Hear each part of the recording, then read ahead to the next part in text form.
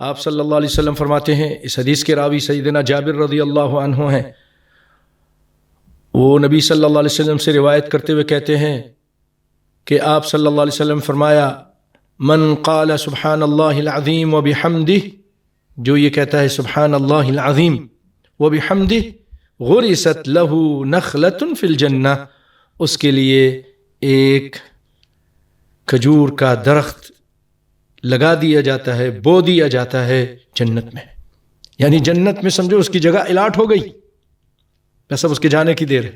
غرست لہ نخلۃ فی الجنہ، اخرجہ الترمذی وصححہ البانی رحمہ اللہ تعالی۔ امام البانی نے صحیح اس کو قرار دیا ہے، امام ترمذی نے اس کو اپنی کتاب میں ذکر کیا ہے۔ تو دل کے ساتھ کم از کم یہ کہہ دیں ایک مرتبہ سبحان اللہ العظیم وبحمدہ، اور اللہ سے امید ہے کہ وہ ہمارے لیے ایک درخت لگا دے گا، جتنی مرتبہ کہیں گے اتنی درخت لگ جائیں گے۔ اللہ اکبر۔